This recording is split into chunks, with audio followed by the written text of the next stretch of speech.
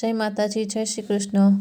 રાત્રે 12:15 વાગ્યે મારો મોબાઈલ ફોન જોરથી વાઇબ્રેટ થયો। સ્ક્રીન પર એક અજાણ્યો નંબર ચમક્યો। મેં મારા દીકરા આરવનો 1 મહિનાથી કોઈ અવાજ સાંભળ્યો ન હતો અને મારા કાનમાં એક મન તૂટેલો અવાજ ગુંજી ઉઠ્યો, પપ્પા, મમ્મી, હમણાં જ ઉઠો, હમણાં જ ઘરની બહાર નીકળો, જલ્દી કરો, તે આજે રાત્રે તમને બંનેને જીવતા સળગાવી દેશે। આગળ વધતા પહેલાં, જો તમને આવી વાસ્તવિક જીવનની વાર્તાઓ સાંભળવામાં મજા આવે છે તો કૃપા કરીને ચેનલને સબસ્ક્રાઈબ કરો અને કમેન્ટ કરો, જેમાં લખો કે તમે આ વાર્તા કયા શહેરથી સાંભળી રહ્યા છો। તમારું સ્થાન વાંચવાથી ખરેખર મને હિંમત અને આનંદ મળે છે। તે ક્ષણે મને એવું લાગ્યું કે જાણે કોઈએ મારી છાતીમાં બરફનો જાડો ઢગલો ખુંચાડી દીધો છે। આરવ, મેં બબડાટ કર્યું, દીકરા, તું ક્યાં છે? તું ઠીક તો છે? બીજા છેડેથી ફક્ત ભારે શ્વાસ લેવાનો અવાજ આવ્યો, પછી એ જ ગભરાટ ભર્યો બબડાટ સંભળાયો, પપ્પા, હવે સમય નથી।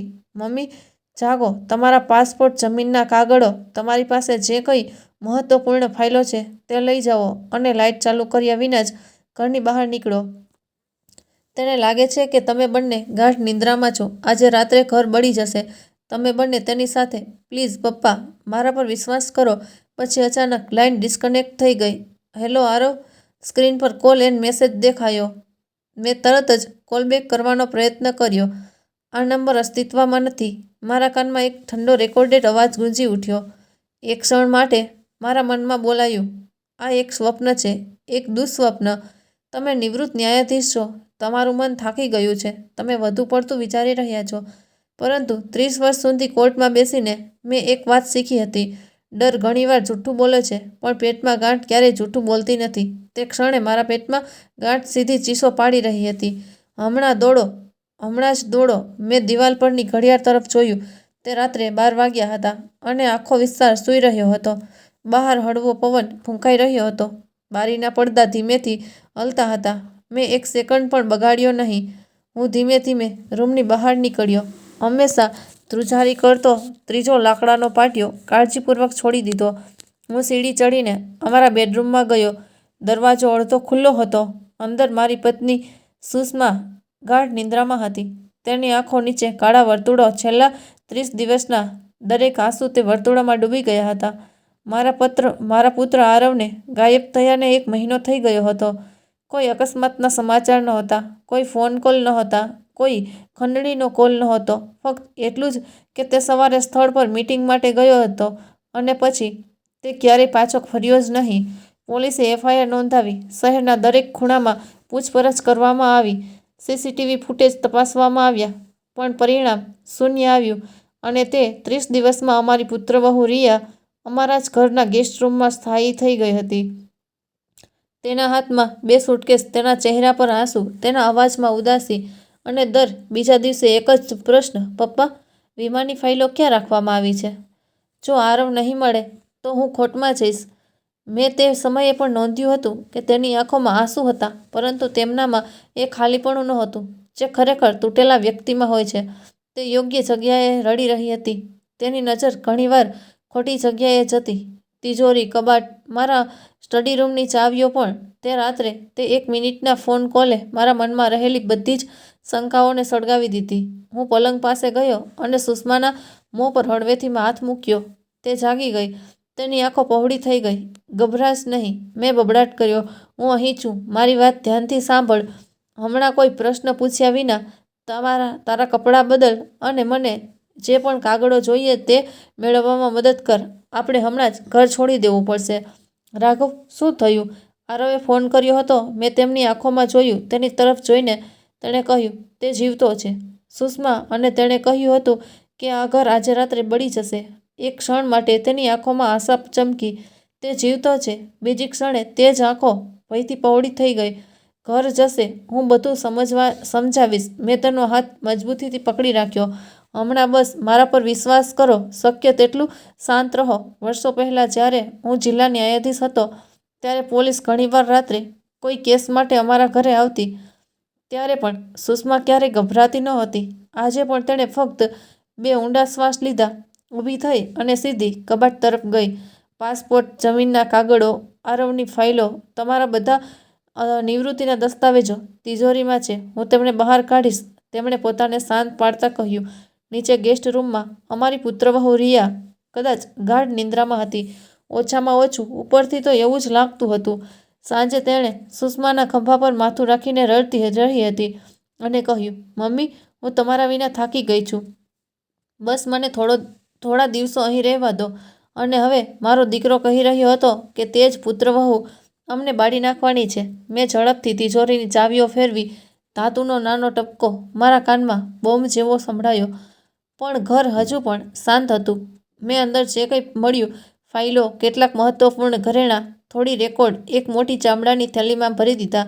વધારે પડતું ના લઈ જા, મેં સુષ્માને કહ્યું. અરે, એવું લાગવું જોઈએ કે આપણે ક્યાંક રાત વિતાવવા જઈ રહ્યા છીએ. જો કોઈ આપણને જોઈ લે તો પણ તેને શંકા ન થવી જોઈએ. કોઈ એટલે કે રિયા. સુષ્માનો અવાજ થોડો ધ્રુજ્યો. મેં જવાબ આપ્યો, નહીં, ક્યારેક મૌન આ કરતાં વધુ ખતરનાક હોય છે. અમે બંને લાઇટ ચાલુ કર્યા વિના સીડીઓ નીચે ઉતરવા લાગ્યા. દરેક પગલા પર કાળજીપૂર્વક વિચાર કરતા. નીચે ડ્રોઈંગ રૂમમાં અમે સાથે વિતાવેલા બધા વર્ષોની યાદો અંધારામાં સૂઈ રહી હતી. આરવ દિવાલ પર લટકતો હતો. બાળપણનો મારો ફોટો, સુષ્માનો પ્રિય શોપીસ, કોફી મગ જેમાં હું દરરોજ રાત્રે ચા પીતો હતો. આજે પહેલીવાર મને લાગ્યું કે આ ઘર દિવાલો અને વસ્તુઓ કરતાં વધુ છે. તે એક જીવંત શરીર છે અને કોઈ તેની નસોમાં અંદરથી વહેતું હોય છે. અમે સીધા પાછલા દરવાજામાંથી ગયા અને ગેરેજમાં પહોંચ્યા. સુષ્માએ બબડાટ કર્યો અને કારની ચાવીઓ માંગી. મારી પાસે છે, મેં મારા ખિસ્સા શોધતા કહ્યું, પણ હું હજી એન્જિન શરૂ નહીં કરું. બહારનો મુખ્ય દરવાજો ઓટોમેટિક હતો. બટન દબાવતા જ તે જોરથી ખુલી જતો. જો મેં એવું કર્યું હોત તો અડધો વિસ્તાર જાગી ગયો હોત. અને જેને અમારા કરતાં વધુ મુશ્કેલી હતી તે જાગી ગયો હોત. રિયા પહેલાં જાગી હોત. મેં ઉપરની રેલિંગ પર નજર નાખી. કોઈ હલચાલ નહોતી. પછી મેં ધીમે જઈને ગેટ પાસેનું જૂનું મેન્યુઅલ હેન્ડલ પકડ્યું.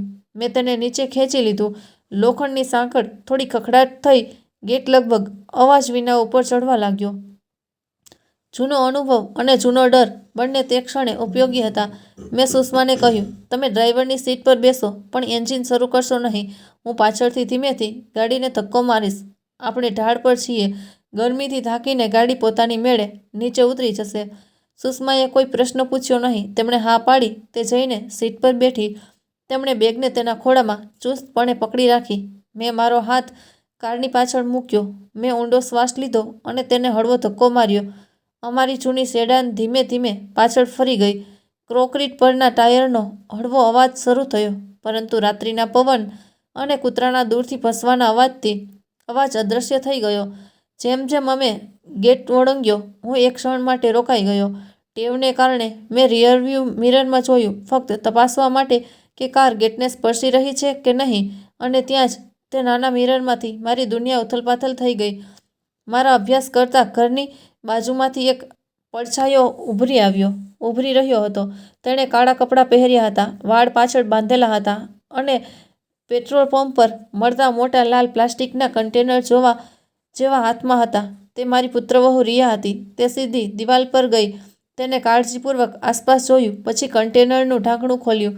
મારા નાકમાં એક તીવ્ર ગંધ આવી. તે ચોક્કસપણે કેરોસીન કે પેટ્રોલ હતું. ધીમે ધીમે અને હળવેથી, જેમ લોટ ભેળવતી વખતે પાણી રેડવામાં આવે છે, તે દિવાલની ધાર પર પ્રવાહી રેડવા લાગી. તેના ચહેરા પર કોઈ ઉતાવળ નહોતી, ન તો કોઈ ડર, બસ ઠંડીની લાગણી. વિચારશીલ નજર, કામ પર જતા મજૂર જેવો. મારી આંગળીઓ સ્ટીયરિંગ વ્હીલ પર કડક થઈ ગઈ.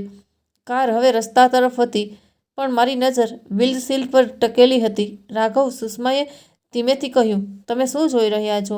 મેં લગભગ શાંતિથી કહ્યું, હવે પાછળ જોઈશ નહીં, ફક્ત તારું માથું નીચું રાખ. મેં રિયાને ધીમે ધીમે અમારા સ્ટડી રૂમમાં બારીની ફ્રેમ નીચે દિવાલ પર પેટ્રોલની જાડી રેખા દોરતી જોઈ. તે ત્યાં પેટ્રોલ રેડી રહી હતી, જ્યાં જૂના લાકડાના બીમ શરૂ થયા હતા. મને ખબર હતી કે તે એક તણખલો આવશે અને તે બીમ આગ પકડી લેશે. ફક્ત થોડી વારમાં આખો ઓરડો ભઠ્ઠી બની જશે. તેણે ધીમે ધીમે ઘરના મુખ્ય દરવાજા સુધી દોરી લંબાવી. તેની પાછળ હટી પૂજા થાળી લઈ જતા ધ્યાન કેન્દ્રિત કરતી.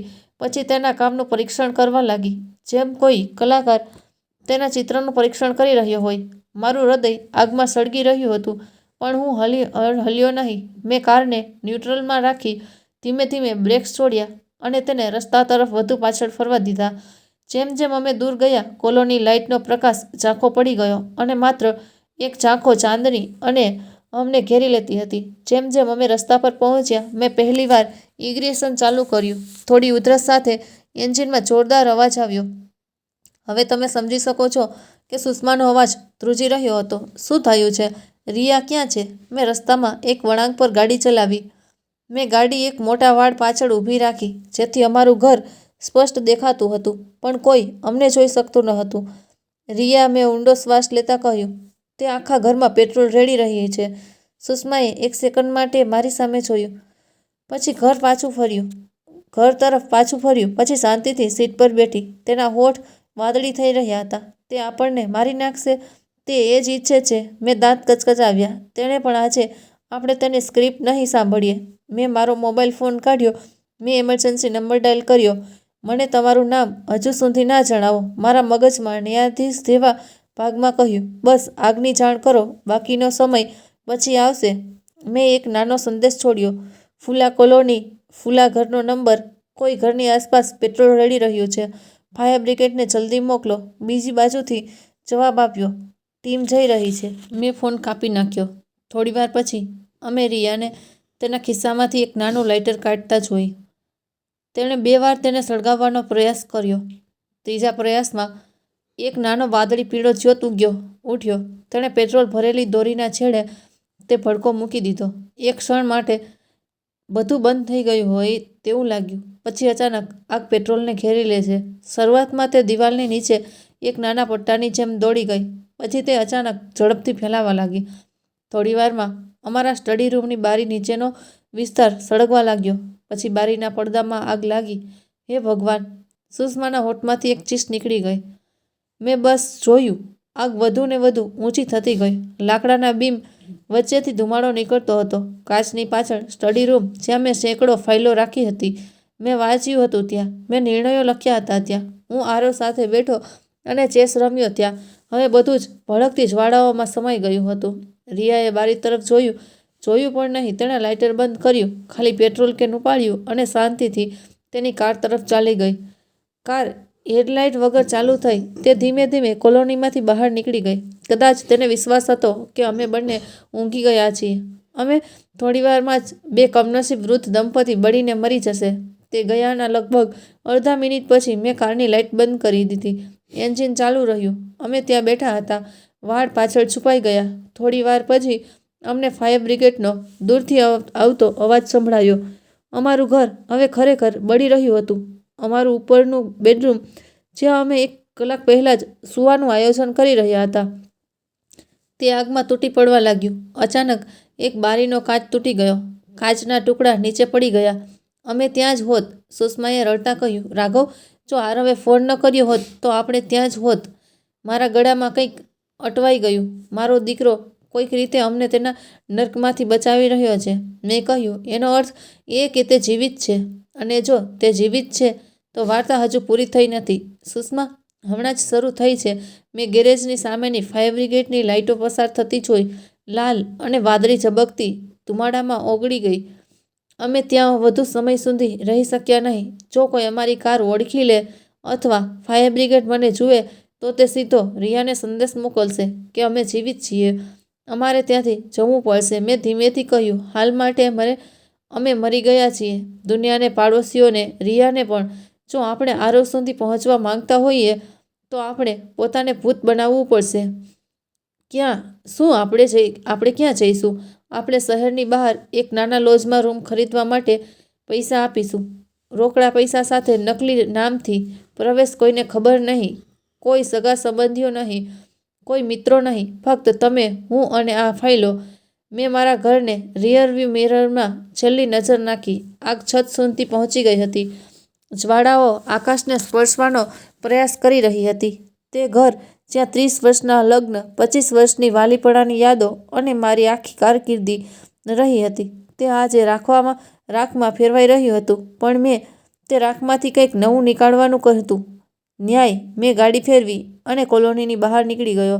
લગભગ અડધા કલાક પછી અમે હાઈવે પર હતા. સુષ્મા ચૂપ હતી, પણ તેના હાથ એકબીજાને એટલા જોરથી પકડી રહ્યા હતા કે તેના હાથમાં નખ સફેદ થઈ ગયા હતા. હવે શું થશે? તેણે ધીમેથી પૂછ્યું. હવે મેં કહ્યું, તે જજ રાઘવ મહેરા નથી, પણ આરવના પિતા છે. સિસ્ટમમાં વિશ્વાસ રાખનાર માણસ નથી. તે પિતા જે સિસ્ટમને પોતાના પુત્ર માટે કામ કરાવશે. મોડે રાત્રે અમે શહેરની બહાર એક નાની જૂની લોન્જ પર હતા. બહાર એક ઝબકતા બલ્બનો પીળો પ્રકાશ, એક તૂટેલું બોર્ડ જેમાં અડધા અક્ષરો ભૂંસી નાખવામાં આવ્યા હતા. હું રિસેપ્શન પર ગયો. ત્યાં બેઠેલા વૃદ્ધ માણસે ઘણા પ્રશ્નો પૂછ્યા વિના પોતાનું નામ કહ્યું. મેં એક સેકન્ડ માટે વિચાર્યું, પછી કહ્યું, જીતેન્દ્ર શર્મા. સુષ્માએ મારી સામે જોયું. અમે બંને જાણતા હતા કે તે ક્ષણથી આપણું જૂનું જીવન ખરેખર સમાપ્ત થઈ ગયું છે. ઓરડો નાનો હતો, પંખો હતો, જૂની ચાદર હતી, દિવાલ પર ભગવાનનું ઝાંખું ચિત્ર હતું. પરંતુ તે રાત્રે આ જગ્યા અમારા માટે કોઈ મહેલથી ઓછી નહોતી, કારણ કે અમે જીવિત હતા. દરવાજો બંધ થતાં જ સુષ્મા રડી પડી. અમારું ઘર, અમારી બધી વસ્તુઓ, બધું જ બળીને ખાખ થઈ ગયું. રાઘવ, પહેલીવાર મેં મારી જાતને બેસવા દીધી. મેં બેગ ફ્લોર પર મૂકી. મેં તેના પર જોયું. તેમાં શું હતું? કેટલાક કાગળો, કેટલાક પૈસા, કેટલાક ઘરેણાં, 2 પાસપોર્ટ, પણ બધું બળીને ખાખ થઈ ગયું ન હતું. હું ધીમે ધીમે, આપણી સૌથી મોટી સંપત્તિ હજુ પણ જીવિત છે, આપણો દીકરો. અને જ્યાં સુધી તે ક્યાંય શ્વાસ લઈ રહ્યો છે, ત્યાં સુધી હું પણ શ્વાસ લઈશ તેના માટે. મેં મારી બેગમાંથી મારું જૂનું રજિસ્ટર કાઢ્યું. તે એ જ કાળા ચામડાની નોટબુક હતી જ્યાં હું મારા ખાસ કેસ પર નોંધો લખતો હતો. મેં તેને ખોલ્યું અને પહેલી લાઈન લખી. દિવસ 30, બપોરે 12:43. આરવનો ફોન. ચેતવણી. ઘરે ફાયરિંગ હુમલો. શંકાસ્પદ રિયા. તેના આંસુ લૂછતા સુષ્માએ પૂછ્યું, શું તમે હજી પણ ન્યાયાધીશની જેમ નોંધો લખો છો? આજથી આ નોંધો ફક્ત ન્યાયાધીશની જ નહીં, પણ પિતાની પણ છે. મેં કહ્યું, દરેક લાઈન તે દિવસે ઉપયોગી થશે જ્યારે આપણે કોર્ટમાં ઊભા રહીને સત્ય કહીશું અને રિયાને એ રીતે જોઈશું જેમ આપણે આટલા વર્ષોથી ગુનેગારોને જોયા છે. જો આપણે ત્યાં પહોંચીશું તો. સુષ્માનો અવાજ ખૂબ જ નરમ હતો. મેં તેની આંખોમાં જોયું અને કહ્યું, આપણે ત્યાં પહોંચીશું કારણ કે જેણે આજે રાત્રે આપણને સળગતા બચાવ્યા છે તે આપણને હારવા પણ નહીં દે. મેં ઘડિયાળ તરફ જોયું. રાત્રિના 2 વાગ્યા હતા. બહાર રસ્તા પર વચ્ચે વચ્ચે દોડતા ટ્રકોમાંથી આવતી હેડલાઇટનો સુગમ પ્રકાશ રૂમની દિવાલો પર રમી રહ્યો હતો. મેં મારા મોબાઈલ સ્ક્રીન પર બળી ગયેલી કોલ હિસ્ટ્રી જોઈ. તે અજાણ્યો નંબર હજુ પણ ત્યાં એકલો પડેલો હતો. જ્યારે મેં ફોન કર્યો ત્યારે એ જ જૂનો અવાજ આવ્યો, આ નંબર અસ્તિત્વમાં નથી. આરવ ક્યાં હતો? તે કઈ હાલતમાં હતો? તે કોની સાથે હતો? અને દરેક શબ્દને વિરામ આપતી તૂટેલી ગુંગળાતી શ્વાસ પાછળ શું છુપાયેલું હતું? મને કંઈ ખબર નહોતી, પણ આટલું સ્પષ્ટ હતું કે મારી પુત્રવહુ રિયા એકલી રમી રહી નહોતી. તેની પાછળ કોઈ એવી વ્યક્તિ હતી જેને આગ, વીમા અને લોભનું ઊંડું જ્ઞાન હતું. કાલે સવારે મેં શાંતિથી કહ્યું, હું પહેલાં મારા તે જૂના મિત્રને ફોન કરીશ જે નિવૃત્તિ પહેલાં ક્રાઇમ બ્રાન્ચમાં હતો. હું તેને સત્ય કહીશ, કેસ નહીં, અને પછી આપણે સાથે મળીને એક એવું ઝાડુ વણશું જેમાં જ રિયાના દરેક શ્વાસની ગણતરી કરવામાં આવશે. મેં નોટબુક બંધ કરી દીધી, પણ મારું હૃદય ખુલ્લું રહ્યું. આવનારી લડાઈની કલ્પના કરતાં મને ખ્યાલ નહોતો કે હું જે ઝાડ વણવા જઈ રહ્યો છું તેના એક ખૂણામાં હું મારા પોતાના દીકરાને પકડીને જોઉં છું અને બીજા ખૂણામાં મારી પુત્રવહુ હસતી. સવારનો પહેલો પ્રકાશ અડધી તૂટેલી બારીમાંથી રૂમમાં પ્રવેશી રહ્યો હતો, પરંતુ અમારા માટે રાત હજુ પૂરી થઈ ન હતી. પંખો ધીમે ધીમે ફરતો હતો. રસ્તા પર પસાર થતા ટ્રકનો અવાજ ક્યારેક ક્યારેક દિવાલો સાથે અથડાતો હતો. અમે રૂમમાં આવતો હતો. સુષ્મા રડતા રડતા ક્યારે સૂઈ ગઈ અને ખુદને પણ ખ્યાલ નહોતો. હું આખી રાત જાગતી રહી. ક્યારેક મારા દીકરાનો ચહેરો મારી નજર સામે આવતો, ક્યારેક સળગતા ઘરનો ફોટો. સવારે 5 વાગ્યાની આસપાસ જ્યારે તેણે આંખો ખોલી ત્યારે તેણે સૌથી પહેલું કામ મારી સામે જોયું. શું હતું? શું તું હજુ જાગી છે? તેણે થાકેલા અવાજમાં પૂછ્યું. આજે સૂવાનો દિવસ નથી. મેં સહેજ હસવાનો પ્રયાસ કર્યો. આજે શરૂઆત કરવાનો દિવસ છે.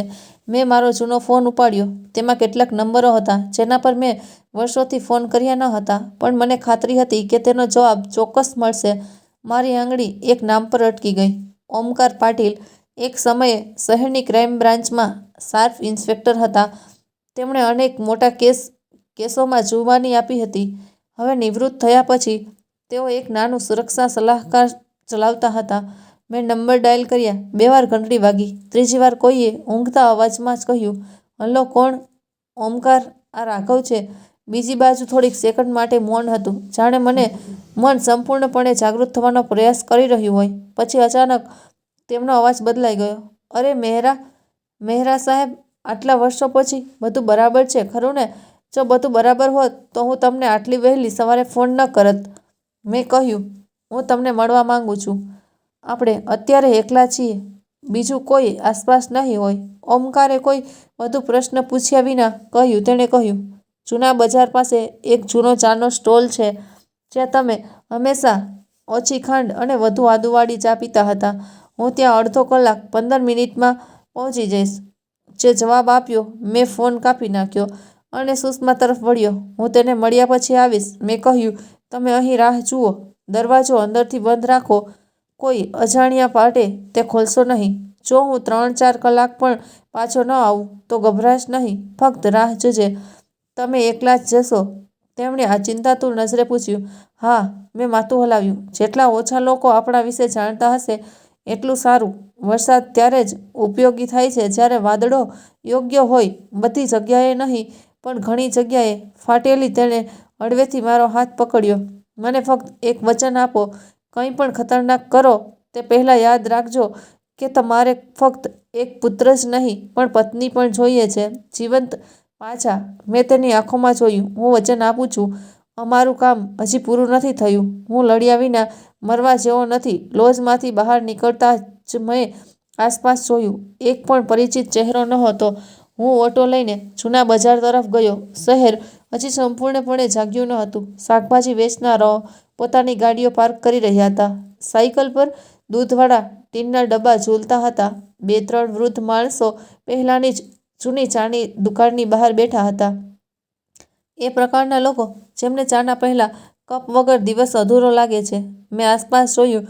થોડીવારમાં સફેદ પડદાનો શર્ટ અને જીન્સ પહેરેલા થોડી જાડી મૂછોવાળા એક માણસે મને હાથ લહેરાવ્યો. મહેરા સાહેબ. હું આગળ ગયો અને તેમને મળ્યો. વર્ષો પછી પણ તેમની આંખોમાં તાકેદારી એવી જ હતી. તમે હજુ પણ એવા જ દેખા છો, તેમણે સ્મિત સાથે કહ્યું. ફક્ત તમારા વાળ થોડા સફેદ થઈ ગયા છે. મને તમારું પેટ થોડું ગોળાકારનું થઈ ગયું છે, મેં પહેલીવાર હળવા હાસ્ય સાથે કહ્યું. પણ બીજી જ ક્ષણે અમારા ચહેરા ગંભીર થઈ ગયા. શું થયું? ઓમકારે સીધા મુદ્દા પર પહોંચતા પૂછ્યું. તમારો અવાજ જાણે યુદ્ધનો હોય, રમતનો નહીં. મેં ઊંડો શ્વાસ લીધો. મારો દીકરો આરવ 1 મહિના પહેલાં ગુમ થયો હતો. મેં શરૂઆત કરી. પોલીસે પોતાના શ્રેષ્ઠ પ્રયાસો કર્યા પણ કંઈ મળ્યું નહીં. ગઈકાલે રાત્રે અચાનક મને એક અજાણ્યા નંબર પરથી ફોન આવ્યો. એ જ નબળો, તૂટેલો અવાજ, પણ એ મારો દીકરો હતો. તેણે ફક્ત એટલું જ કહ્યું, મમ્મીને ઉઠાડો અને તેને હમણાં જ ઘરમાંથી બહાર કાઢો. આજે રાત્રે ઘર બળી જશે. ઓમકારની આંખો ભીની થઈ ગઈ. અને તે બળી ગયું? હા, મેં ધીમેથી કહ્યું. અને જેણે આગ લગાવી હતી તે મારી પુત્રવહુ હતી. મેં તેને તે રાત્રે બધું કહ્યું. અમે અવાજ કર્યા વિના કેવી રીતે ઘરની બહાર નીકળ્યા. મેં રિયાને રિયરવ્યૂ મિરરમાં પેટ્રોલ રેડતી કેવી રીતે જોઈ, તેને લાઇટરથી આગ કેવી રીતે સળગાવી, અને અમે દૂરથી અમારા ઘરને કેવી રીતે સળગતા જોયું. ઓમકારે સાંભળ્યું. તેની આંગળી તેના કપની કિનાર પર સળગી રહી હતી. જ્યારે તેણે ઊંડાણપૂર્વક વિચાર્યું ત્યારે તે તેની જૂની આદત હતી. પુત્રવધૂનું નામ? તેણે પૂછ્યું. રિયા. મેં કહ્યું. તેના લગ્ન 6 વર્ષથી આરવ સાથે થયા હતા. ઉપરથી બધું બરાબર દેખાતું હતું, પણ છેલ્લા 1 વર્ષથી મેં તેની આંખોમાં કંઈક બીજું જ જોયું હતું.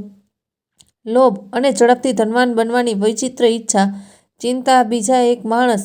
ઓમકારે સીધો પૂછ્યું. મેં માથું હલાવ્યું. મને ખાતરી નથી, પણ મને શંકા છે.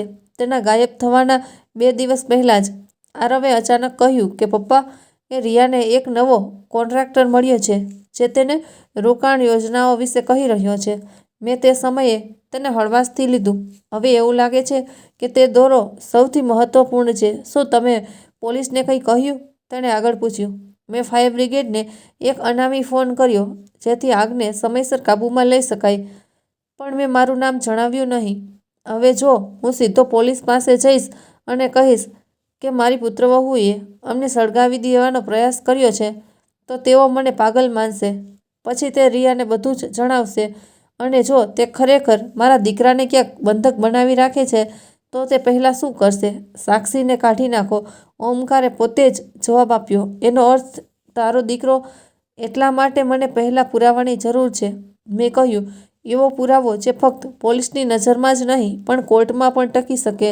હું જજ રહી ચૂક્યો છું. ઓમકાર, મને ખબર છે કે અડધા બે કરેલા કેસ કેવી રીતે તૂટી જાય છે. ઓમકાર ચૂપ થઈ ગયો. તેણે ચાનો છેલ્લો ઘૂંટડો લીધો. તેણે ગ્લાસ ટેબલ પર મૂક્યો. ઠીક છે, તેણે ધીમેથી કહ્યું. હવે આ કેસ ક્રાઇમ બ્રાન્ચનો નથી, ઓમકાર પાટીલનો છે.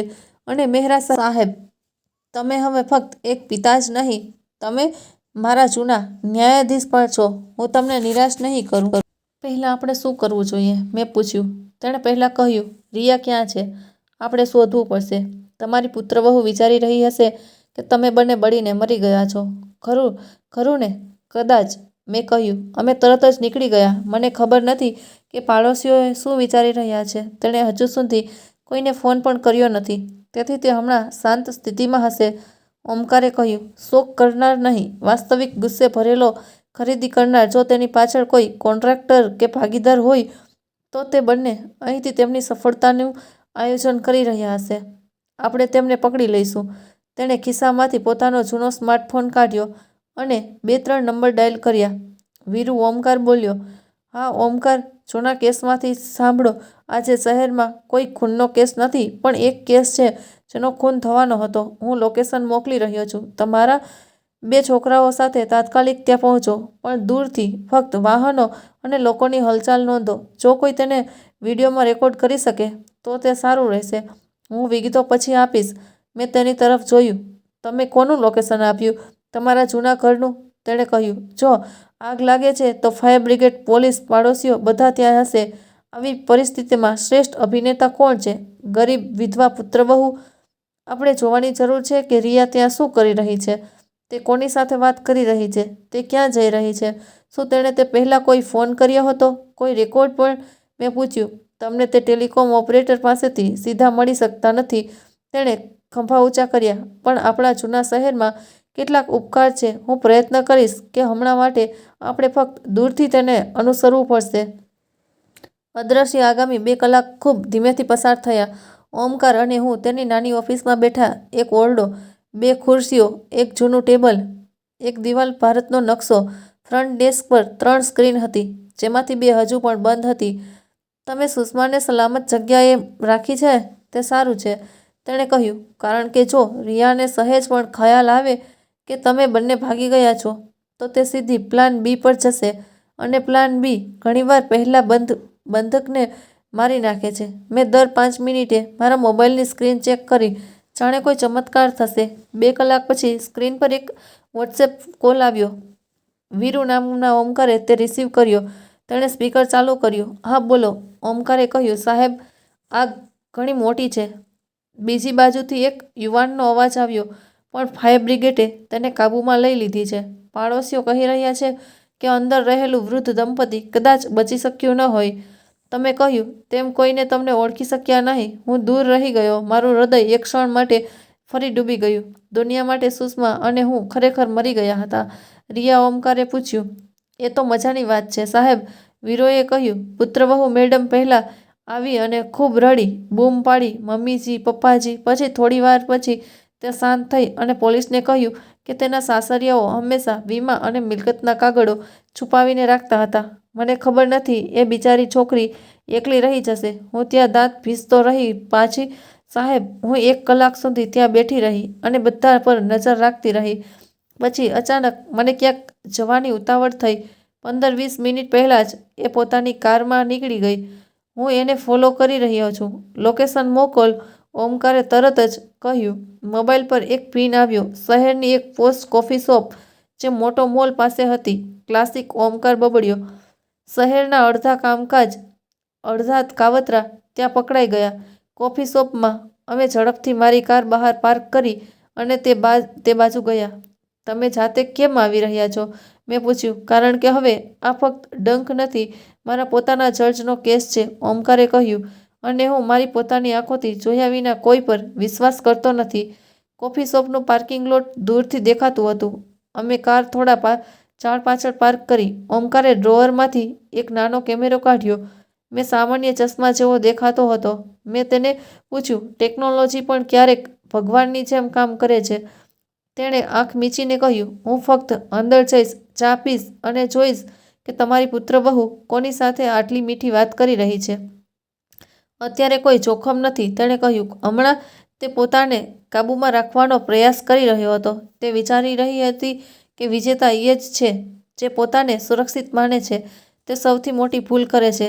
તેણે ચશ્મા લગાવ્યા અને અંદર ગયો. હું કારમાં બેઠો હતો, બધું જ અનુભવી રહ્યો હતો. ચિંતા, ગુસ્સો, ભય, આશા, બધું જ એકસાથે.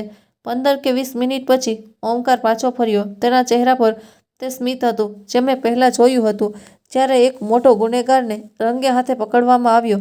ત્યારે મેં શ્વાસ લીધા વિના પૂછ્યું, તમારી પુત્રવહુ એકલી નથી? તે કારમાં બેસતાની સાથે જ તેણે કહ્યું કે તે એક માણસ સાથે બેઠી છે. તે લગભગ 35 વર્ષનો હતો, કોન્ટ્રાક્ટર જેવો બાંધણી ધરાવતો હતો. તેના હાથ પર સિમેન્ટ અને માટીના નિશાન હતા. તેના કપડાં સારા હતા, પણ ગલીમાં ગુંડાગીરી બંને એક જ ફાઇલ જોઈ રહ્યા હતા. રિયા એક જ જગ્યાએ આંગળી ચીરતી રહી, કદાચ મિલકતના કાગળો, અને હસતી પણ હતી, જાણે તેઓ કોઈ પાર્ટીનું આયોજન કરી રહ્યા હોય. મારી મુઠ્ઠી આપોઆપ ચોંટી ગઈ. તમે સાંભળ્યું? મેં પૂછ્યું. થોડી વારે તેણે કહ્યું, તમારી પુત્રવહુ કહેતી હતી કે હવે રસ્તો સાફ છે, બસ તે કાગળો લઈ આવો. પછી જુઓ, તમારે 7 વર્ષ રાહ જોવી પડશે નહીં. કોન્ટ્રાક્ટર હસ્યો અને કહ્યું, તમે મને કહ્યું હતું કે હું બધું સંભાળી.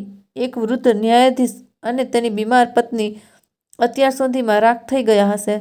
મારા કાનમાં એક અવાજ સંભળાયો. અવાજ ગુંજવા લાગ્યો. કોન્ટ્રાક્ટરનું નામ. મેં પોતાને કાબૂમાં રાખીને પૂછ્યું. વેઇટરને ટીપ આપતી વખતે તેણે બિલ પર સહી કરી. ઓમકારે હસતા હસતા કહ્યું, કદાચ તેને પોતાની ઓળખ બધે છોડી દેવાની આદત છે.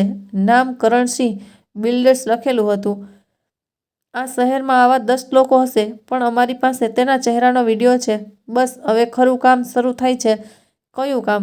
હવે આપણે તેમને અનુસરીશું, ઓમકારે કહ્યું. પણ ફક્ત કારમાંથી નહીં, પણ ઉપરથી પણ. ઉપરથી? મને સમજાયું નહીં. ડ્રોન. તેણે કહ્યું કે એક બાળક મારી ઓફિસમાં પાર્ટ ટાઈમ કામ કરે છે. વિજય પહેલાં લગ્નના વિડીયો બનાવતો હતો, હવે તે ચૂપચાપ અમારા પર નજર રાખે છે.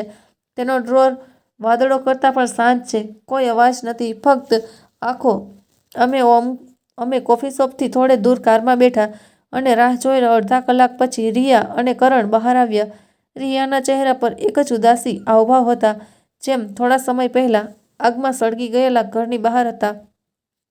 પણ આ વખતે તેની આંખોમાં પણ ચમક હતી, જાણે કોઈ અંદરથી વિજયની ઉજવણી કરી રહ્યું હોય. તેણે કરણના હાથને હળવેશથી સ્પર્શ કર્યો અને સ્મિત કર્યું. પછી તે તેની કારમાં બેઠી. કરણ બીજી કારમાં બેઠો, એક જૂની એસયુવી.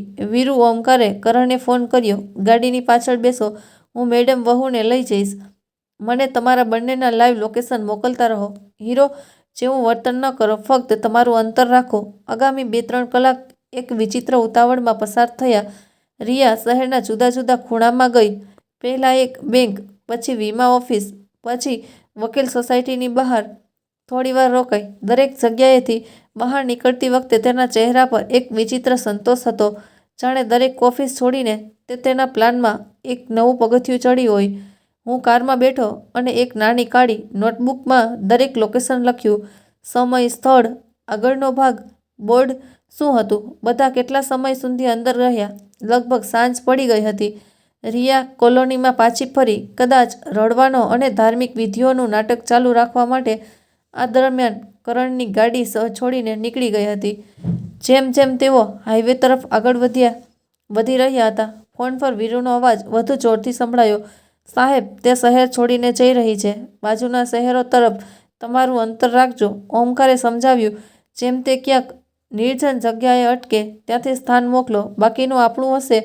સાંજ સુધીમાં અમે ઓમકારની ઓફિસમાં પાછા ફર્યા. થાક અમારા હાડકામાં બેસી ગયો હતો. તે હતું, પણ અમારી આંખો ઊંઘથી માઇલો દૂર હતી.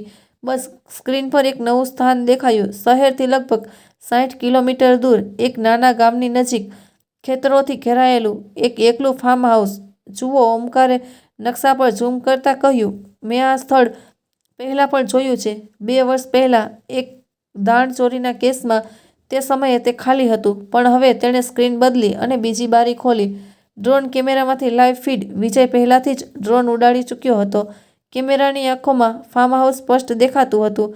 ધુમ્મસવાળા આકાશમાંથી નીચે જોઈ રહ્યું હતું. ટીનની છત, તૂટેલી દિવાલો, ચારે બાજુ કાંટાળા ઝાડીઓ. એક બાજુ એક જૂનો હેન્ડપંપ ઊભો હતો અને બીજી બાજુ ટેમ્પો જેવું વાહન પાર્ક કરેલું હતું. કરણ, જે જૂની એસયુવી ચલાવી રહ્યો હતો, તે ત્યાં હતો. કરણ અંદર હતો. સ્પીકરની ઉપર વિજયનો અવાજ આવ્યો. તેણે કાર બહાર પાર્ક કરી અને સીધો અંદર ગયો. છેલ્લા અડધા કલાકથી કોઈ બહાર આવ્યું નથી. બારીઓ? મેં સ્ક્રીન પરથી નજર હટાવ્યા વિના જ પૂછ્યું. તેમાંના મોટાભાગના ઈંટોથી ભરેલા છે, સાહેબ, વિજયે કહ્યું. ફક્ત પાછળની એક નાની બારી ખુલ્લી હતી. તેમાં પણ જાડી લોખંડની ગ્રીલ હતી. ઓમકારે ડ્રોનને ફેરવ્યું અને પાછળથી તેને ઘરનો પાછળનો ભાગ સ્ક્રીન પર દેખાયો. ખરેખર, એક નાની બારીઓમાંથી આછો પીળો પ્રકાશ નીકળ્યો. મેં અનૈચ્છિક રીતે મારો શ્વાસ રોકી રાખ્યો. બહુ નીચું ના લે, ઓમકારે વિજયને ચેતવણી આપી. જો કોઈ સાંભળશે તો તેઓ ડ્રોન પર ગોળીબારી કરી શકે છે. તેને એટલું નજીક રાખો કે આપણે અંદરની કોઈ પણ હલચલ સાંભળી શકીએ. અમે ત્રણેય થોડીવાર માટે શાંતિથી સ્ક્રીન પર જોયા કર્યા. ફાર્મ હાઉસ બહારથી સંપૂર્ણપણે શાંત હતું, જાણે કોઈ નાનું ત્યજી દેવાયું ઘર. પણ તે નાની બારી સતત ટમટમતી રહી હોય તેવું લાગતું હતું, જાણે કોઈ અંદર ફરતું હોય. અચાનક સ્ક્રીન પર એક આછો પડછાયો દેખાયો. કોઈ પાછળની બારી તરફ જોઈ રહ્યું હતું. તે નજીક આવ્યો. 2 સેકન્ડ માટે રોકાયો. પછી તે પાછો ફર્યો. ફક્ત એક ઝાંખું સિલ્યુએટ જે દર્શાવે છે કે તે એક માણસ છે. પાતળા, નવેલા ખભા, ચાલવામાં નબળા, ધ્રુજારી. મેં બેભાનપણે આગળ ઝૂકતા કહ્યું. ડ્રોન થોડું પણ સ્થિર થયું. કેમેરાની નજીકની સુવિધાએ ચિત્રને થોડું સ્પષ્ટ બનાવ્યું, પરંતુ ચહેરો સ્પષ્ટ રીતે જોવા માટે પૂરતો નહોતું. ફક્ત એટલું જ પૂરતું હતું કે પડછાયો કંઈક ભારે પકડી રહ્યો હતો, કદાચ સાંકળ કે કોઈ અન્ય ધાતુ. આ કોણ હોઈ શકે? વિજયે પોતે અડધા ડર અને અડધા જિજ્ઞાસા સાથે પૂછ્યું. મારા ગળામાં કંઈક અટવાઈ ગયું કે કારણે તેને આ નિર્જન જગ્યાએ જોયો હશે, પણ કોઈએ એક ઓરડો બનાવીને કોઈને અંદર બંધ કરી દીધા છે. ઓમકારે ધીમેથી પોતાના શબ્દો પસંદ કરતા કહ્યું. તો કોણ વધુ સંભવ છે? નોટબુકની ધાર પર મારી આંગળીઓ ધ્રુજી રહી હતી. તારો દીકરો, મારા આંતરિક અવાજે કહ્યું. પણ મારું મન હજુ પણ ન્યાયાધીશની જેમ કામ કરી રહ્યું હતું. ત્યારે જોઈને વિશ્વાસ કરવો પડશે, અનુમાન નહીં. મેં મારો અવાજ શક્ય તેટલો સ્થિર રાખ્યો અને કહ્યું, હમણાં માટે આપણે ફક્ત જોઈશું. પોલીસને બોલાવતા પહેલાં આપણને વધુ નક્કર પુરાવાની જરૂર છે. જો આ ખરેખર આરવ છે અને અમે ઉતાવળમાં પોલીસ મોકલી છે, તો કર્ણ અને તેના જેવા લોકો ગભરાઈને પહેલાં તેને મારી નાખશે. જો પછી ઓમકારે મને કહ્યું, તેણે મારી તરફ જોયું, તો આપણે કરણનો દિનચર્યા જાણીશું. મેં કહ્યું, તે ક્યારે આવે છે? તે કેટલો સમય રહે છે? તે શું સામાન લાવે છે? જો તે અહીં કોઈને રાખતો હોય, તો તે ચોક્કસપણે ખોરાક, પાણી, દવા લાવશે. આ આપણને જણાવશે કે અંદર કેટલા લોકો છે અને તેઓ કેવું કરી રહ્યા છે. આગામી 2 દિવસ આ રીતે પસાર થયા. ફાર્મ હાઉસ પર નજર અને શહેરમાં રિયા પર નજર. વિજયનું ડ્રોન દિવસમાં 2 કે 3 વાર તપાસ કરતું. દર વખતે તે કરણની કાર હતી. તે અંદર જતો. થોડા સમય પછી તે ખાલી હાથે અથવા ક્યારેક પ્લાસ્ટિકની થેલી લઈને બહાર આવતો. તે દિવસમાં ઘણી વખત પાછળની બારીમાંથી અંદર જોતો. એ જ પડછાયો વારંવાર દેખાતો રહ્યો, ક્યારેક 2 ડગલા આગળ, ક્યારેક પાછળ, જેમ કોઈ કેદમાં હોવા છતાં પણ આશા પકડી રાખે છે. આ દરમિયાન રિયા શહેરમાં રમતો રમી રહી હતી. ક્યારેક વકીલની ઓફિસમાં, ક્યારેક વીમા ઓફિસમાં, ક્યારેક ફોન પર કોઈની સાથે વાત કરતી હસતી. ઓમકારને તેની કોલ ડિટેલ્સ મેળવવામાં થોડો સમય લાગ્યો, પણ ત્રીજા દિવસે સાંજે તે અમારી સામે પણ હતી. એક લાંબી યાદી જેમાં એક નંબર વારંવાર દેખાતો હતો, કરણના નામે. એ જ 3 મહિનામાં 200થી વધુ કોલ્સ. ઓમકારે ટેબલ પર ફાઇલ પછાડીને કહ્યું. શું મારે બીજું કંઈ કહેવાની જરૂર છે? તમારી વહુ અને આ કોન્ટ્રાક્ટર. હું 3 મહિનાથી દરરોજ 7 શ્વાસ લઈ રહ્યો છું અને હું તમારા બધા માટે મીણબત્તી પ્રગટાવવાનો ડોળ કરી રહ્યો છું. મેં કાગળો પરથી નજર હટાવી અને ફરીથી સ્ક્રીન પર જોયું. ડ્રોનનો લાઈવ ફીડ ફરી ચાલુ હતો. આ વખતે રાત હતી. ફાર્મ હાઉસ કાળી શાહી જેવું દેખાતું હતું. પાછળની નાની બારીમાંથી ફક્ત એક આછો પીળો પ્રકાશ બહાર આવી રહ્યો હતો. અચાનક કેમેરા થર્મલ મોડ પર સ્વિચ થયો. વિજયે નવી સુવિધાનો ઉપયોગ કર્યો. હવે સ્ક્રીન પર કાળા પૃષ્ઠભૂમિ પર ફક્ત ગરમ વસ્તુઓ જ ચમકી રહી હતી. છત પર એક તેજસ્વી લાલ ડાઘ, ટોર્ચની ગરમી જેવો, અને વધુ નીચે રૂમના ફ્લોર પર એક લાંબો જાડો ડાઘ. આકાર કોઈ માણસ જેવો લાગતો હતો, કે બેઠો કે સૂતો. આ જુઓ, વિજયનો અવાજ ઉત્તેજનાથી ભરેલો હતો. આ ગરમી ફક્ત માનવ શરીરમાંથી જ આવી શકે છે. અને આ બીજો નાનો લાલ ટપકું, કદાચ બલ્બ અથવા ટ્યુબલાઇટ હતો. હું સ્ક્રીનની એટલી નજીક આવી ગઈ કે મારો શ્વાસ હજી પણ તેમાં ઝાંખો પડી ગયો. તે ઝાંખી આકૃતિની ઊંચાઈ, ખંભાની રચના, તે જે રીતે બેઠો હતો તેના મેં મારો પોતાનો પુત્ર જોયો. શું ખરેખર સાચું છે? સુષમાએ પાછળથી ધીમા અવાજમાં કહ્યું. મેં પાછળ ફરીને જોયું. તે પણ ઓમકારને કહ્યા વિના તેની ઓફિસમાં આવી ગઈ હતી. તેની નજર સીધી સ્ક્રીન પર ટકેલી હતી. તમે અહીં આવ્યા? તેણે મને પહેલાં કહ્યું પણ નહોતું. મેં તેને ઠપકો આપવાનો પ્રયાસ કર્યો, પણ પાસે મારો અવાજ ધ્રુજી રહ્યો હતો. હું ઘરે એકલી રહી શકતી નહોતી. તેણે ફક્ત એટલું જ કહ્યું, જો આ ખરેખર અમારો દીકરો છે, તો હું તે જ ક્ષણ ચૂકવવા માંગતો નથી જ્યારે આપણે પહેલીવાર ખાતરીપૂર્વક કહી શકીએ, હા, તે જીવિત છે. સ્ક્રીન પર એ જ ઝાંખું ગરમ આકૃતિ થોડું ખસેડાયું, જાણે કોઈ ઉઠવાનો પ્રયાસ કરી રહ્યું હોય, અથવા દિવાલ સામે સ્થિર થઈ ગયું હોય. થર્મલ છબીમાં પણ હું કહી શકતો હતો તે માણસ ખૂબ જ નાજુક હતો. તેના ખભા ઝૂકેલા હતા, તેની ગરદન નીચી હતી, તેના હાથ ધીમા હતા, જાણે તેણે અઠવાડિયાથી સૂર્યપ્રકાશ જોયો ન હોય. વિજય, ઓમકારે ગંભીર અવાજમાં કહ્યું, ડ્રોનને થોડું વધુ સ્થિર કરો, પણ બહુ નીચું નહીં. એવો ખૂણો શોધો જ્યાં કોઈ ચહેરો તે બારી પર આવે તો આપણે ઓછામાં ઓછું તેની રૂપરેખા જોઈ શકીએ. હા સાહેબ, વિજયે તરત જ જવાબ આપ્યો. સ્ક્રીન થોડી હલી, પછી સ્થિર થઈ. હવે બારી બરાબર વચ્ચે હતી, જેમ કે અંદરના ટમટમતા પ્રકાશ અને બહારના અંધારાવાળી રાત વચ્ચે એક પાતળી રેખા. મેં ધ્રુજારી ઓછી કરવા માટે મારા બંને હાથ ટેબલ પર મૂક્યા. સુષમાએ મારો હાથ પકડ્યો. ઓમકાર પણ સ્ક્રીન તરફ જોતો રહ્યો. કંઈ બોલ્યો નહીં. થોડીક સેકન્ડો માટે કંઈ થયું નહીં.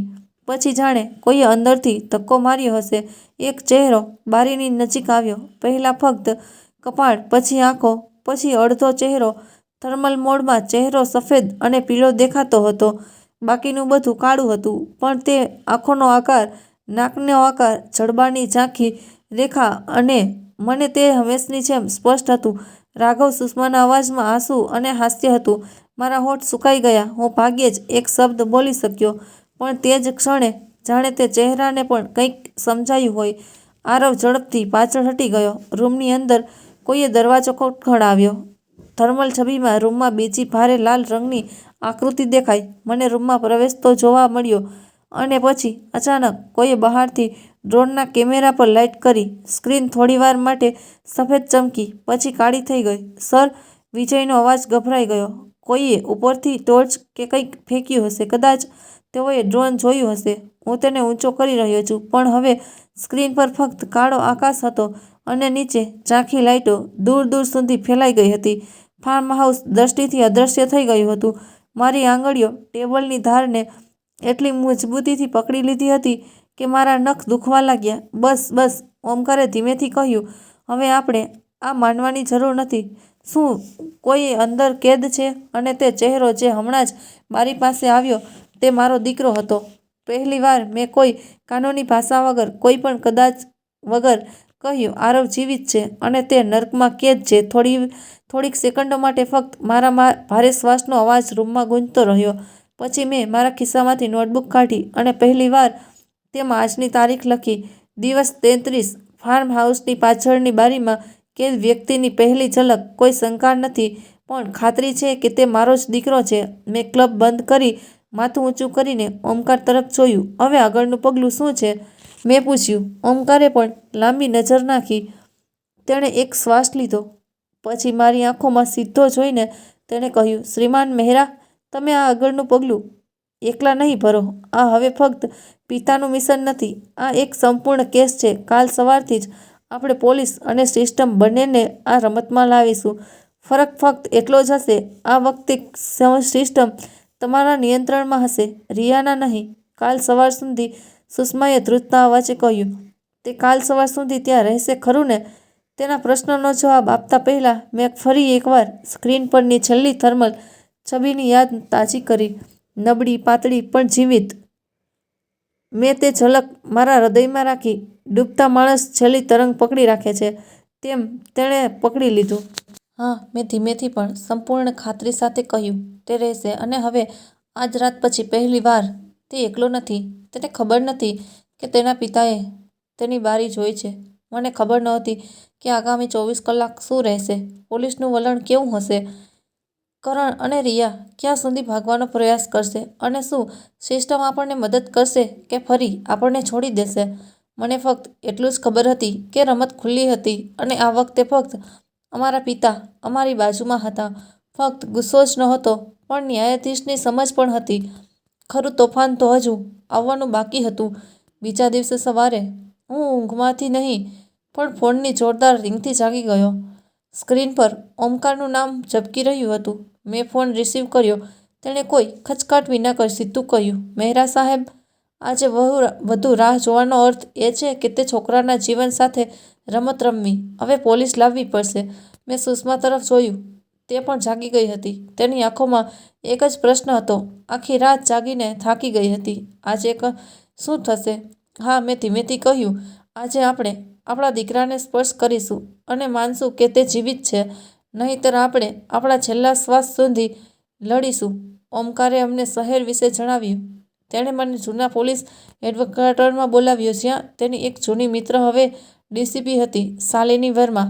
તે એ જ શાલિની હતી જે મારી કોર્ટમાં નવા કેસ લઈને આવતી હતી. તેની આંખોમાં આગ અને ફાઇલોમાં સત્ય સાથે. આજે તે ખુરશી પર હતી અને હું સામે હતો. સાહેબ, મને જોતાં જ તે ખુરશી પરથી ઊભી થઈ અને કહ્યું, તમારા વિશેના સમાચાર ગઈકાલ રાત્રે જ આવ્યા હતા. લોકોએ કહ્યું કે તમે બંને. તેની આંખો થોડી ભીની થઈ ગઈ.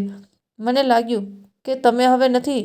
આ તો ફક્ત એક રમત હતી, મેં શાંત સ્વરે કહ્યું. જો આપણે ખરેખર મરી ગયા હોત તો આજે આપણે આ વિશે વાત કરવા માટે પણ જીવતા ન હોત. પણ બે વૃદ્ધ લોકોની વાત. તે તેના જીવન વિશે નથી. તે મારી પત્નીની ઊંઘ વિશે નથી. તે ફક્ત આપણી કમાણી વિશે નથી. તે છોકરા વિશે છે જે ક્યાંક કોઈ અંધારાવાળા રૂમમાં આપણા માટે પોતાની શ્વાસ ગણી રહ્યો છે. અમે તેને બધું બતાવ્યું. ડ્રોન ફૂટેજ, ફાર્મહાઉસનું સ્થાન, કોલ ડિટેલ્સ, કોફી શોપની બહાર લેવાયેલો વિડીયો, રિયા અને કરણના ફાઇલો જોતા ફોટા, મારી નોટબુકમાં લખેલી દૈનિક નોંધો. ગઈકાલે રાત્રે થર્મલ ઇમેજમાં દેખાયો તે ઝાંખો ચહેરો. શાલિની લાંબા સમય સુધી શાંતિથી બધું જોતી રહી. તેના ચહેરા પર તે જ હાવભાવ પાછો ફર્યો જે મેં વર્ષો પહેલાં જોયો હતો, જ્યારે તેમણે પોતાની બધી શક્તિ એક વાસ્તવિક કેસમાં લગાવી દીધી હતી. તેમણે તેને ફેંકી દીધી હોત જો આ બધું કોઈ સામાન્ય માણસ તરફથી આવ્યું હોત.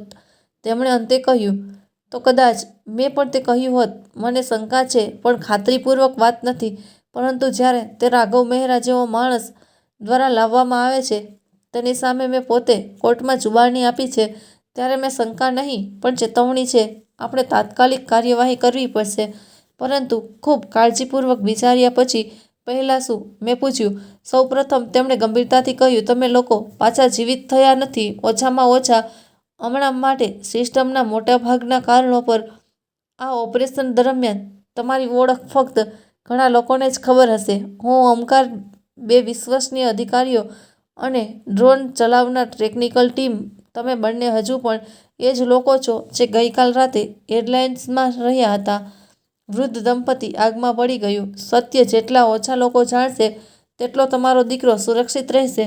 તેણે તેના બે વિશ્વાસુ અધિકારીઓ, ઇન્સ્પેક્ટર ખાન અને સબ ઇન્સ્પેક્ટર સીમાને ફોન કર્યા. બંનેએ કોઈ શંકા વિના આખી વાર્તા સાંભળી.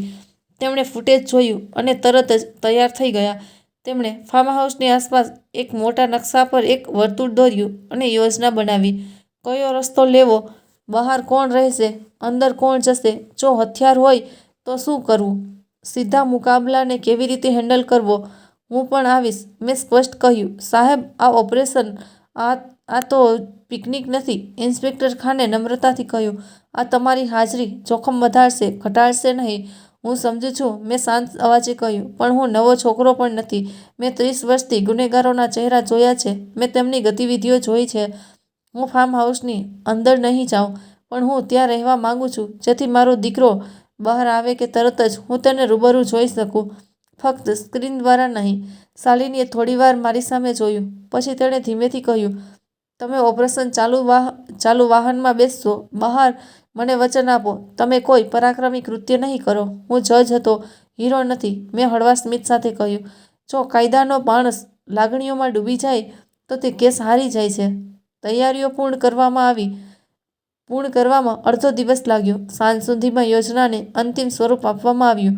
બીજા દિવસે વહેલી સવારે, જ્યારે કરણ સામાન્ય રીતે તેના સામાન સાથે ફાર્મ હાઉસ પહોંચતો હતો, ત્યારે તેના થોડા સમય પહેલાં નજીકમાં છુપાયેલી એક નાની ખાસ પોલીસ ટુકડી આવી જતી. ઉપરથી ડ્રોન કરણ પર નજર રાખતું. કરણ અંદર પ્રવેશવાનો પ્રયાસ કરતાની સાથે જ તેને બહારથી અટકાવવામાં આવ્યો, જેથી અંદરના કોઈને ખબર ન પડે. પછી અંદર શોધખોળ કરવામાં આવતી, અને જો કોઈ કેદ થયેલો જોવા મળે તો તેને પહેલાં ધરપકડ કરવામાં આવશે.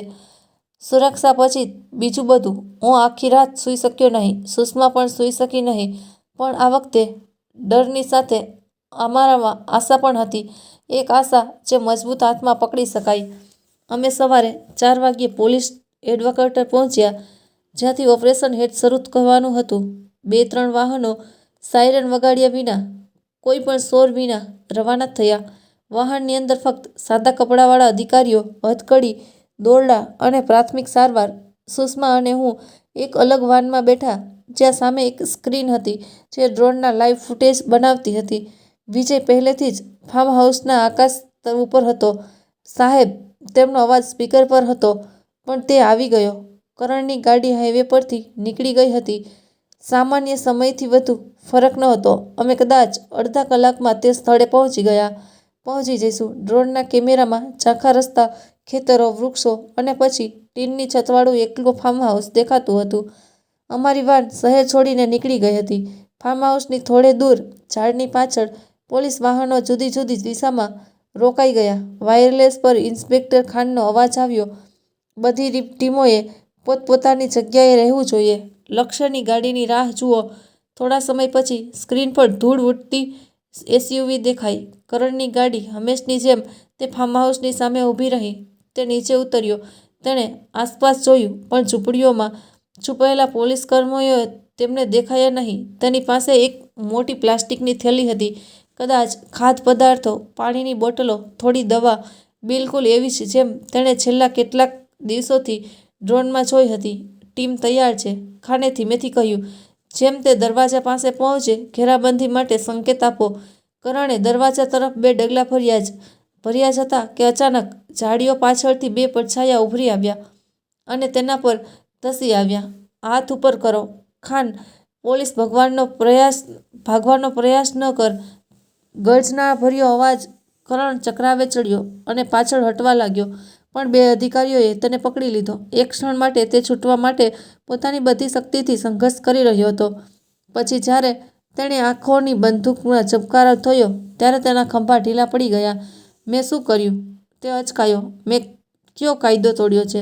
આ ખાનગી મિલકત છે. ઉલ્લંઘનની યાદી એટલે લાંબી છે કે તે શેરીમાં ઊભા રહીને ગણી શકાય છે. ખાને કડકાઈથી પૂછ્યું. અમે તમને અંદર કહીશું. પહેલાં તેમને હાથકડી પહેરાવો. અમે સ્ક્રીન પર જોયું. કરણના હાથ પાછળ હાથકડીથી બંધાયેલા હતા. તેની આંખોમાં ગભરાટ સ્પષ્ટ દેખાઈ રહી હતી. વાયરલેસ પર શાલિનીનો અવાજ આવ્યો. અંદર જઈ રહેલી ટીમ, હેલ્મેટ પહેરો. અંદર હથિયારો હોવાની શંકા છે, પણ યાદ રાખો, અંદર કોઈ નિર્દોષ હોવાની શક્યતા વધુ છે. પહેલાં તેનું રક્ષણ. ગોળી એ છેલ્લો ઉપાય છે. 2 પોલીસકર્મીઓ, એક ઢાલ લઈને અને બીજો તોડવાનું સાધન લઈને, સાવધાનીપૂર્વક દરવાજા તરફ આગળ વધ્યા. દરવાજો અંદરથી બંધ હતો. એકે કહ્યું, બસ, તેને ધક્કો મારવો. ખાને કંઈક કહ્યું, જેથી અંદરના લોકો સમજી શકે, હવે તેમનો સમય શરૂ થઈ ગયો છે, સમાપ્ત થયો નથી. ઢાલ થોડી આગળ પાછળ સાધનો. એક જોરદાર ફટકો. જૂનો લાકડાનો દરવાજો ધ્રુજ્યો, પણ તૂટ્યો નહીં. બીજો ફટકો. આ વખતે કડી ઢીલી પડી ગઈ. દરવાજો અડધો ખુલ્યો. અંદર અંધકાર બહાર ડોકિયું કરતો હતો. ત્રીજી વાર તેઓએ દરવાજો સંપૂર્ણપણે ખોલ્યો. કેમેરા થોડો પાછળ હતો, પણ અમે જોઈ શકતા હતા કે અંદર માટીનો ફ્લોર, સડેલી ગંધ, એક બાજુ ખુરશી અને બીજી બાજુ નીચે જતી નાની સીડી, ભોંયરામાં જવાના રસ્તા જેવો, બિલકુલ ડ્રોનમાં દેખાતા માર્ગ જેવો. વિજયે પગ તરફ જોતા કહ્યું, તે ભોંયરું હોવું જોઈએ. બે અધિકારીઓ નીચે ઉતર્યા. તેમના હેલ્મેટ પર કેમેરા હતા. નાનો પ્રકાશ હવે ભોંયરામાં સીધો સ્ક્રીન પર પ્રતિબિંબિત થઈ રહ્યો હતો. દિવાલો પર ભીનાશ, ફ્લોર પર જૂની સાંકળો અને વચ્ચે જાડી લોખંડની જાળીઓ. પાંજરા જેવો ઓરડો. અંદર એક માણસ દિવાલ સાથે ઝૂકીને બેઠો હતો. તેના હાથમાં સાંકળી હતી. તેના પગ સૂજી ગયા હતા. તેનો ચહેરો દાઢીવાળો હતો. તેના હોઠ પર પોપડા હતા. તેની આંખો ઢંકાયેલી હતી, પણ તે જીવતો હતો. કોઈએ અંદરનો પ્રકાશ વધાર્યો. વિજયે ધીમેથી કહ્યું, હું હવે સ્પષ્ટ જોઈ શકું છું. હું સ્ક્રીનની નજીક ઝૂકી ગયો અને જોયું. સુષ્માએ મારો હાથ એટલો કડક રીતે પકડ્યો કે તેની આંગળીઓ મારી ત્વચામાં કોતરાઈ ગઈ. ભલે તે ચહેરો ગમે તેટલો પાતળો થઈ ગયો હોય, ભલે તેને ગમે તેટલી દાઢી વધારી હોય, મારા માટે તે હજુ પણ એ જ વ્યક્તિ હતો જે બાળપણમાં મારા ખોળામાં ચડીને કહેતો હતો, પપ્પા, મને ડર નથી લાગતો. એ તમે જ છો ને? આરવ, મારા મોંમાંથી શબ્દો આપમેળે નીકળી ગયા. તે જ ક્ષણે સ્ક્રીન પરનો છોકરો સાવધ થઈ ગયો. તેણે ઉપર જોયું, જાણે તેને પણ લાગ્યું હોય કે આજની ધમાલ અલગ છે. દરવાજો ખોલવાનો અવાજ, પોલીસના બૂટનો થપ્પડ, કોઈનું નામ લઈને બોલાવવું. આરવ મહેરા પહેલીવાર અંદર બેઠેલા વ્યક્તિના ચહેરા પર કંઈક બદલાયું. તેણે આત્મવિશ્વાસભર્યા સ્વરમાં પૂછ્યું, કોણ? તમે લોકો પોલીસ છો? હા, અંદર જાઓ, અધિકારીએ કહ્યું. આપણે તે ક્રાઇમ બ્રાન્ચનો છે. તું આરવ છે? તેનો અવાજ ગુંગળાવી ગયો. તે હું છું. મેં મારા દીકરાનું આખું જીવન એ એક વાક્યમાં સાંભળ્યું. બાળપણનું હાસ્ય, કોલેજની વાતચીત, નોકરી પરનો તેનો પહેલો દિવસ, તેને લગ્નની રાત અને ગઈ રાતનો ફોન કોલ. બધું. ત્યાર પછી મને કંઈ સાંભળવા મળ્યું નહીં. મારો આખો ઝાંખો પડી ગઈ. તાળું તોડો, તાત્કાલિક કોઈને ડૉક્ટર પાસે મોકલો, પાણી લાવો. શાલિનીના અવાજમાં જોર આવ્યું. આજે આ ભોંયરામાંથી ઇતિહાસ નીકળશે અને કોર્ટમાં બેઠેલા ન્યાયાધીશો જાણશે કે ક્યારેક ન્યાય પણ બંધ ઓરડામાંથી નીકળે છે. પહેલા ફાઇલમાંથી. થોડી વારમાં મેં સ્ક્રીન પર જોયું. બે અધિકારીઓ આરવને ઉપર આવવામાં મદદ કરી રહ્યા હતા. તે ચાલી રહ્યો હતો, પણ દરેક ડગલું ભારે લાગતું હતું. તેના ચહેરા પર દુખાવો હતો, પણ તે દુખાવો પણ આંસુઓ સાથે હળવો લાગતો હતો. ફાર્મ હાઉસની બહાર ચાંદની અને સવારનો ઝાંખો પ્રકાશ ભળી ગયો. તેને બહાર લાવતાની સાથે જ પોલીસ વાનની પાસે ઊભેલી એક મહિલા આગળ દોડી ગઈ. આરવ, સુષ્માનો અવાજ આકાશને વીંધી ગયો. હું પોતે પણ વાનમાંથી બહાર નીકળી ગયો હતો, પણ હું ત્યાં જ હતો, તેનાથી એક ડગલું આગળ. પોલીસે મને રોકી નહીં. આ ક્ષણે તેના પાસે નિયમો કરતાં વધુ અધિકારીઓ હતા. આરવ આંખો ચોળતો પહેલીવાર ખુલ્લી હવામાં ઊભો હતો. તે જોવા માંગતો હતો કે કદાચ પ્રકાશ તેની આંખોને ડંખતો હતો, પણ તેની માતાનો અવાજ સાંભળતાની સાથે જ તેનો ચહેરો ચમકી ગયો. મમ્મી, પપ્પા, મમ્મી. તેણે પોતાનો નબળો હાથ ઉપાડવાનો પ્રયત્ન કર્યો. સુષ્મા બેફિકરાઈથી તેનો હાથ તેને ઘેરી લીધી. દીકરા, તે રડી રહી હતી, તે હસતી હતી, તે ધ્રુજતી હતી. તું જીવતો છે? તું ખરેખર જીવતો છે? હું થોડો પાછળ ઊભો રહ્યો. મારા પગ જમીનમાં દટાઈ ગયા હોય તેવું લાગ્યું. પછી એક ક્ષણે આવી જેનું હું 1 મહિનાથી દરરોજ સ્વપ્ન જોતો હતો. આરવની નજર મારા પર પડી. તે થોડીક સેકન્ડો માટે મારી સામે જોતો રહ્યો, જાણે તેને વિશ્વાસ ન આવી રહ્યો હોય. પપ્પા, તેનો અવાજ તૂટેલો પણ સ્પષ્ટ હતો. તું મરી નથી ગયો. તું તેની પાસે ગયો. મેં તેના બંને ખભા પર મારા હાથ મૂક્યા અને તેની આંખોમાં જોયું. તમે મને કહ્યું ખરું ને? મેં મારા ગળામાં ફસાયેલા અવાજને બળપૂર્વક બહાર કાઢવાનો પ્રયાસ કરતા કહ્યું, પપ્પા, મમ્મી, હમણાં જ ઉઠો અને ઘરની બહાર નીકળો. તે તમને બાળી નાખશે. દીકરા, જો આજે આપણે અહીં ઊભા છીએ, તો તે તમારા એક કોલને કારણે. તમે અમને બચાવ્યા. હવે તને પાછો લાવવાનો અમારો વારો હતો. તેણે રડતા રડતા હસવાનો પ્રયાસ કર્યો, પણ તેના ચહેરા પર દુખાવો ફેલાઈ ગયો. અધિકારીઓએ તરત જ સ્ટ્રેચર મંગાવ્યું. ડૉક્ટરે તેને ઝડપથી એમ્બ્યુલન્સમાં મોકલી. શાલિની મારી પાસે આવી. તેના ચહેરા પર કોઈ કડક અધિકારીની કડકાઈ નહોતી, પણ તે એક માનવી તરફથી સૌમ્ય હાવભાવ હતો. સાહેબ, હવે રિયા અને કરણ વચ્ચે આગામી યુદ્ધ શરૂ થાય છે. આપણી પાસે કરણ છે, તે બોલવાનો ઇનકાર કરશે, પણ પુરાવા સામે તે કેટલો સમય ટકી રહેશે? અને તમારી પુત્રવહુને હજુ પણ લાગશે કે રમત તેના મતે ચાલી રહી છે. હવે તે જાણી જશે. મેં ધીમેથી કહ્યું, રાજાને ચેસ બોર્ડ પર મારતા પહેલાં તમારે એક વાત વિચારવી જોઈએ. રાજા પણ જાણે છે કે કેવી રીતે ચાલવું. પછીના દિવસોમાં જે બન્યું તે મેં વર્ષોથી કોર્ટમાં જોયું હતું. ફક્ત આ વખતે હું ન્યાયાધીશની ખુરશી પર બેઠો ન હતો, પરંતુ સાક્ષીની બેન્ચ પર બેઠો હતો. તે બધું જ કરણથી શરૂ થયું. તે શરૂઆતમાં ચૂપ રહ્યો. વકીલે તેને ચોક્કસ મંતવ્યો શીખવ્યા હતા. બોલો. પણ જ્યારે વૃદ્ધ છોકરીનો તસ્કરીનો કેસ, બળી ગયેલી ઇમારતનો વીમો કેસ, રિયા સાથેની તેની કોલ ડિટેલ્સ અને કોફી શોપના વિડીયો રજૂ કરવામાં આવ્યા, ત્યારે તેનો ચહેરો ખરી પડવા લાગ્યો. ફાર્મ હાઉસથી મળેલી સાંકળો, ભોંયરાની સ્થિતિ, ડ્રોન ફૂટેજ, થર્મલ છબીઓ, આરવનો અહેવાલ કે તેને પહેલાં ડ્રગ્સ આપવામાં આવ્યું હતું અને બેભાન કરવામાં આવ્યો હતો. પછી જાગીને તે જ ભોંયરામાં પોતાને જોયો. કરણની ધમકીઓ, રિયાના ફોનના સૂચનો, આ બધું જ ધીમે ધીમે પોલીસ સમક્ષ એક વાર્તાની જેમ ખુલ્યું. કાયદાકીય દ્રષ્ટિએ તેને એક ફૂલપ્રૂફ કેસ કહેવામાં આવે છે. માનવીય દ્રષ્ટિએ તેઓ કહે છે કે ભાગવા માટે કોઈ જગ્યા નથી. થોડા અઠવાડિયામાં જ રિયાની ધરપકડ કરવામાં આવી. તે અમારા વડેલા ઘરની સામે નહોતી, પણ પોલીસ આવી ત્યારે તેના માતા પિતાના ઘરે આરામથી ચા પી રહી હતી. ટીવી પરના ક્રાઇમ શોની જેમ તેણે પહેલાં નિર્દોષતાનો ડોળ કર્યો, પછી આંસુ, પછી બેભાન કૃત્ય. પરંતુ જ્યારે તેને ખબર પડી કે આરવ જીવિત છે અને તેણે તેને આપેલી ઊંઘની ગોળીઓ વિશે, તેના કોન્ટ્રાક્ટરના ભોંયરામાં વિશે કોર્ટમાં તેના નિવેદનો તૈયાર થઈ રહ્યા છે, ત્યારે તેનો અવાજ ખરેખર પહેલીવાર ધ્રુજી ગયો. મેં ફક્ત આ કરવાનું આયોજન કર્યું હતું, કરણે કહ્યું. તેણે પોલીસને અડધું સત્ય કહેવાનો પ્રયાસ કર્યો. પરંતુ કાયદામાં એક સિદ્ધાંત છે કે તમે તમારા બચાવને ધ્યાનમાં લો તે પણ તમારી વિરુદ્ધ પુરાવા બની શકે છે. તેના શબ્દો રેકોર્ડ કરવામાં આવ્યા. મહિનાઓ પછી જ્યારે કેસ સેશન્સ કોર્ટમાં ગયો, ત્યારે ધીરજની ખરી કસોટી ત્યાં હતી.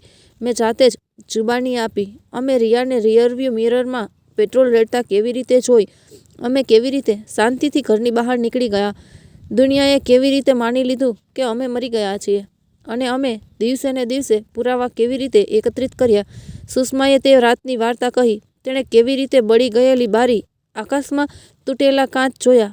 વધતા ધુમાડાને જોઈને મને લાગ્યું કે કદાચ મારો દીકરો પણ મરી ગયો હશે. અને બીજી જ ક્ષણે એ જ દીકરો ભોંયરામાંથી બહાર આવ્યો. આરવની જુબાની કોર્ટમાં સૌથી શક્તિશાળી હતી. સામે કઠઘેડામાં બેઠેલી તેની પત્નીની આંખોમાં જોઈને તેણે કહ્યું કે કેવી રીતે તે મહિનાઓથી પૈસાની બાબતમાં તેના પર દબાણ કરી રહી હતી. તેણે વીમા પોલિસી માટે કેવી રીતે આગ્રહ કર્યો હતો. એક દિવસ તેણે હસતા હસતા કહ્યું હતું કે જો તારા માતા પિતા ત્યાં નહીં હોય તો બધું સરળ થઈ જશે. તે સમયે મારા હાથ ભીના થઈ ગયા. હું વિચારી રહ્યો હતો કે એકવાર મેં આ છોકરીને મારા ઘરની વહુ બનાવી ત્યારે મારા માળા પહેરેલી જોઈ હતી. આજે શાંતિના ટિકલિંગ અવાજ સાથે તેને કોર્ટના ગણવેશમાં જોઈને મેં પણ કહ્યું છે. ઓમકાર, વિજય, વીરુ ત્રણેય પોતાની જુબાની આપી. ડ્રોન ફૂટેજ, ફાર્મ હાઉસનું સ્થાન, વીજળીની દૈનિક ગતિવિધિઓ, બધા દસ્તાવેજો કોર્ટમાં રજૂ કરવામાં આવ્યા. રિયાવતી બચાવ પક્ષે શ્રેષ્ઠ પ્રયાસ કર્યો. આ બધું એક કાવતરું છે. આ બધું સાસરિયાઓ દ્વારા આયોજન કરવામાં આવ્યું છે, કારણ કે તેમના દીકરાએ પોતે વીમા છેતરપિંડી કરવાનો પ્રયાસ કર્યો છે. પરંતુ પુરાવા કોઈ પણ વકીલના શબ્દો કરતાં વધુ બોલે છે. જ્યારે કરણ તેના વકીલના આગ્રહ પર પ્લી ડીલના ડરથી આખરે સત્ય જાહેર કરવાનું જ શરૂ કર્યું કે રિયાએ તેને પૈસાની ઓફર કરીને આ કરવા માટે કેવી રીતે લલચાવ્યો. તેમણે ફાર્મ હાઉસનો સોદો કેવી રીતે વ્યક્તિગત રીતે શોધી કાઢ્યો. તેણે ફોન પર સળગતા ઘરનું શેડ્યુલ કેવી રીતે બનાવ્યું. પછી કોર્ટરૂમનું વાતાવરણ સંપૂર્ણપણે બદલાઈ ગયું. થોડા મહિના પછી ન્યાયાધીશે ચુકાદો સંભળાવ્યો. હું હજુ પણ તે દિવસ ભૂલી શકતો નથી. કોર્ટ નંબર 3, ઉનાળો, હવામાન, ઉપરના પંખાઓનો હળવો અવાજ. રિયાએ કઠેડામાં ઊભી રહીને કરણને તેની બાજુમાં હથકડી પહેરાવી. ન્યાયાધીશે ફાઇલ બંધ કરી, તેના ચશ્મા ઉતાર્યા અને શાંત છતાં મક્કમ અવાજમાં ચુકાદો વાંચ્યો. કોર્ટ સમક્ષ રજૂ કરાયેલા પુરાવા, સાક્ષીઓના નિવેદનો અને ઘટનાઓના ક્રમના આધારે તે સ્પષ્ટ છે કે આરોપી રિયા દોષિત હતી. મહેરા અને કરણ સિંહે તે પોતાના જ પરિવારના 3 સભ્યોની યોજનાબદ્ધ રીતે હત્યા કરવાનું કાવતરું કર્યું હતું.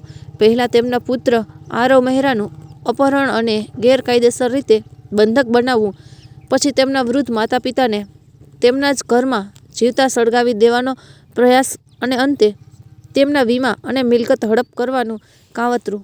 કોર્ટે આરોપીને ભારતીય દંડ સંહિતાની વિવિધ કલમો હેઠળ દોષિત ઠેરવ્યા.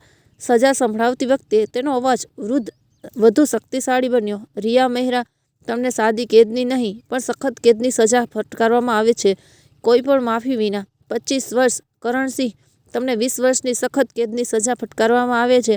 બંનેને ભારે દંડ પણ ફટકારવામાં આવે છે, જે તેમના પ્રદર્શનને સીધી અસર કરે છે. તે પીડિતાના પરિવાર અને આવા ગુનાઓ સામે કામ કરતી સંસ્થાઓને આપવામાં આવશે. ગેલેરીમાં બેઠેલા લોકોમાં હળવો અવાજ સંભળાયો. કોઈએ મારા કાનમાં ફફડાટ ફેલાવ્યો કે આજકાલ આટલી લાંબી સજા ભાગ્યે જ આપવામાં આવે છે. મને કોઈ ખુશીનો અનુભવ થયો નહીં. મેં ફક્ત એક ઊંડો થાકેલો શ્વાસ લીધો. એવું લાગ્યું કે મહિનાઓથી મારી છાતી પર પડેલો પથ્થર થોડો હળવો થઈ ગયો છે. બહાર આવતા જ મીડિયાના લોકો મને કંઈક પૂછવા દોડી આવ્યા. મહેરા સાહેબ, તમને કેવું લાગે છે?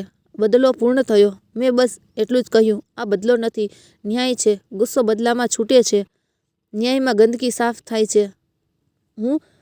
હું મારા રૂમમાં બેસીને મારા દીકરાના મૃત્યુ પર રડી શક્યો હોત, પણ મેં સિસ્ટમ પર વિશ્વાસ કરવાનું નક્કી કર્યું, કારણ કે મને ખબર હતી કે જો કાયદો હાથમાં લેવામાં આવે તો એક કેસ નહીં પણ 100 કેસ શરૂ થાય છે. સમય આગળ વધતો ગયો. અમારું જૂનું ઘર જે અડધું બળી ગયું હતું, તે મ્યુનિસિપલ કોર્પોરેટરના વીમા કંપની અને મારા પેન્શનના પૈસાની મદદથી ફરીથી બનાવવામાં આવ્યું. આ વખતે અમે તેનો લેઆઉટ થોડો બદલ્યો. જ્યાં એક સમયે ગેસ્ટ રૂમ હતો, જ્યાં રિયાએ રડતી પુત્રવહુ તરીકે ઘણા દિવસો વિતાવ્યા હતા, હવે ત્યાં એક નાનો ઓરડો બનાવવામાં આવ્યો હતો, જે વચ્ચે એક નાનો પૂજા પ્લેટફોર્મ મૂકવામાં આવ્યો. ચારે બાજુ પુસ્તકોના છાજલીઓ મૂકવામાં આવી અને એક દિવાલ પર ફક્ત 3 ચિત્રો હતા. એક સુષ્મા અને મારા લગ્નનો, એક નાના આરવનો અને અમારા ત્રણેયનો નવો ફોટો, એક અમે હોસ્પિટલ છોડીને ગયા પછી જ્યાં અમે થાકેલા હતા પણ અમારી આંખોમાં એક ચમક. જ્યારે પણ હું તે રૂમમાં જાઉં છું ત્યારે મને યાદ આવે છે કે ઘર ફક્ત ઈંટો, સિમેન્ટ અને ફર્નિચરથી બનેલું નથી હોતું. ઘર વિશ્વાસ પર બનેલું હોય છે, અને જ્યારે કોઈ તે વિશ્વાસને આગ લગાડે છે ત્યારે દિવાલો બળતી નથી પરંતુ લોકો બળે છે. તેથી જ અમે તે આગમાંથી કંઈક શીખવાનું નક્કી કર્યું, ફક્ત આપણા માટે નહીં પણ બીજાઓ માટે. રિયા અને કરણ પાસેથી એકત્ર કરાયેલા દંડમાંથી મળેલા પૈસાનો મોટો ભાગ અમે તે જાતે લીધો નહીં અને બેંકમાં રાખ્યો નહીં. અમે તે એક એવી સંસ્થાને આપી દીધો જે વૃદ્ધ મહિલાઓ અને ઘરેલું હિંસા અને કૌટુંબિક વિશ્વાસઘાતનો ભોગ બનેલી મહિલાઓને મદદ કરે છે. સુષ્માએ કહ્યું કે જો અમારું દુઃખ બીજા કોઈ માટે દવા બની શકે તો કદાચ આ ઘા થોડો નરમ થઈ જશે. આરવ ધીમે ધીમે સામાન્ય જીવનમાં પાછો ફર્યો. પહેલાં તેણે કાઉન્સેલિંગ કરાવ્યું. ડર અને કેદના તે દિવસોની યાદોને મુક્ત કરાવવા તેને સમય લાગ્યો. ક્યારેક તે રાત્રે અચાનક પરસેવાથી લથપથ જાગી જતો અને કહેતો, હું ફરીથી તે ભોંયરામાં છું, અને બંને તેની બાજુમાં બેસતા. હું તેને વાળને સ્પર્શ કરતી અને કહેતી, ના દીકરા, હવે ભોંયરામાં રહેવું એ જ કાયદો છે. તે તમારી ફાઇલોમાં રહેશે, તમારા જીવનમાં નહીં. થોડા મહિના પછી તેણે ફરીથી કામ કરવાનું શરૂ કર્યું. આ વખતે કોઈ મોટી કંપનીમાં નહીં પણ એક નાની પેઢીમાં, જ્યાં સમય અને વાતાવરણ બંને સરળ હતા. તેણે પોતાની મર્યાદાઓને ઓળખવી પડી અને આપણે પણ. મેં શું કર્યું? હું ક્યારેય કોઈ પદ સંભાળવા માટે કોર્ટમાં પાછો ફર્યો નહીં, પણ હા, મેં એક વાત શરૂ કરી. અઠવાડિયામાં એકવાર હું શહેરના એક નાના કોમ્યુનિટી હોલમાં જાઉં છું અને વૃદ્ધો અને યુવાનોને કાયદા અને વિશ્વાસ પર પ્રવચનો આપું છું. ત્યાં હું કોઈ લાંબા વ્યાખ્યાન આપતો નથી. હું ફક્ત સમજાવું છું કે આંધળો વિશ્વાસ પણ ગુનો છે, તે ખતરનાક છે, અને તેથી જ દરેક પર શંકા કરવી પણ ખતરનાક છે. ખરી તાકાત એ છે કે પ્રશ્નો પૂછવાની હિંમત અને સત્યનો સામનો કરતી વખતે આંખ આડા કાન ન કરવાની આદત. ક્યારેક કોઈ વૃદ્ધ વ્યક્તિ મારી પાસે આવે છે અને મને ધીમેથી કહે છે, મારા દીકરા અને વહુએ પણ એવું જ કહ્યું, અને પછી તેઓ રડવા લાગે છે. હું તેમને જોઉં છું અને વિચારું છું, આપણી વાર્તા ફક્ત આપણી નથી, ઘણા લોકોની છે. ફક્ત એટલો જ છે કે આપણે સત્ય થોડું વહેલું જોયું. 1 વર્ષ પછી એ જ તારીખે જ્યારે આગ લાગી હતી, અમે ત્રણેય, સુષ્મા અને આરવ, અમારા નવા બનેલા ઘરના ટેરેસ પર ઊભા હતા. આકાશમાં હળવા વાદળો હતા. હવામાં થોડી ઠંડક હતી. સુષ્માએ દીવો પ્રગટાવ્યો અને તેને ટેરેસના એક ખૂણામાં મૂક્યો. મેં તેને પૂછ્યું, આ શેના માટે હતું? મેં પૂછ્યું. તે રાત્રે અમને લાગ્યું કે અમારા ઘરમાં એકમાત્ર અગ્નિ જ પ્રકાશ છે. તેણે શાંત ચહેરો રાખ્યો અને કહ્યું, આજે હું પોતે શાંતિનો દીવો પ્રગટાવી રહી છું. આરવે મારા ખભા પર હાથ મૂક્યો. પપ્પા, જો તે દિવસે તમે ગુસ્સે થઈને રિયાને બધું સીધું જણાવી દીધું હોત, તો કદાચ આજે અમારામાંથી કોઈ અહીં ન હોત. મેં તેની તરફ જોયું. જો તમે તમારા ડર છતાં તે રાત્રે મને ફોન ન કર્યો હોત, તો કદાચ તે ભોંયરામાંથી ફક્ત રાખ જ નીકળી હોત. મેં જવાબ આપ્યો, અમે બધાએ પોતપોતાની જગ્યાએ સારું કામ કર્યું. તમે અમને બચાવ્યા. અમે સિસ્ટમ શોધી કાઢી. સજા આપવામાં આવી. આ સંપૂર્ણ ન્યાય છે. એકલા વ્યક્તિ માંથી કંઈ નથી થતું. આ આખા સમાજનું કામ છે. મેં મારો હાથ ટેરેસની રેલિંગ પર રાખ્યો અને અંતર તરફ જોતો રહ્યો. તે દિશામાં જ્યાં ક્યાંક દૂર જેલ હશે, જ્યાં રિયા અને કરણ તેમની સજાના વર્ષો ગણતા હશે. મને તેમના પર કોઈ દયા નહોતી. વ્યક્તિગત બદલો લેવાની ભૂખ નહોતી. ફક્ત સત્ય. તે આગ જે તમે અમારા માટે સળગાવી હતી. આજે તમે તે રાખ પર બેઠા હતા. રાત પડવા લાગી. અમે ત્રણેય નીચે રૂમમાં પાછા ફર્યા. મેં ટીવી બંધ કર્યું, મોબાઈલ દૂર રાખ્યો. થોડી લાઇટમાં અમે બેઠા અને વાતો કરી. જૂના દિવસો વિશે, નવી યોજનાઓ વિશે અને તે વિશે હવે આપણે મદદ કરી શકીએ છીએ. અને હવે મારા મિત્રો જે આ વાર્તા સાંભળી રહ્યા છે, હું તમને આ પૂછવા માંગુ છું, જો તમને ક્યારેય તમારા પોતાના ઘરમાં રહેલા લોકોના ઈરાદા પર પ્રશ્ન થાય, તો શું તમે ચૂપ રહેશો કે પછી તમે સત્ય જોવાની હિંમત કરશો? તમને શું લાગે છે? શું રાઘવ મહેરાએ જે કર્યું તે સાચું હતું કે તેણે પહેલાં વધુ પગલાં લેવા જોઈતા હતા? કૃપા કરીને ટિપ્પણીમાં લખો, તમે આ વાર્તા કયા શહેરમાંથી સાંભળી રહ્યા છો અને જો તમે મારી જગ્યાએ હોત તો તમે શું કર્યું હોત? જો આ વાર્તા તમારા હૃદયને સ્પર્શી ગઈ હોય, તો તમને લાગે છે કે ન્યાય અને બદલો બંને જરૂરી છે? જો તમને લાગે કે કોઈ ફરક છે, તો આ વિડીયોને લાઈક કરો, ચેનલને સબસ્ક્રાઈબ કરો અને તેને તમારા મિત્ર અથવા પરિવારના સભ્ય સાથે શેર કરો, જેથી તેઓ પણ જાણે કે ક્યારેક સહન કરવા કરતાં ચૂપ રહેવું વધુ સારું છે. શાંતિથી નહીં, સમજદારીપૂર્વક લડો. આગામી વાર્તામાં ફરી મળીશું, બીજા સત્ય, બીજા વળાંક અને નવા ચુકાદા સાથે. સાંભળતા રહો અને યાદ રાખો, જ્યારે તમે સત્ય સાથે ઊભા રહો છો, ત્યારે ન્યાય ચોક્કસ જીતશે, ભલે મોડું થાય.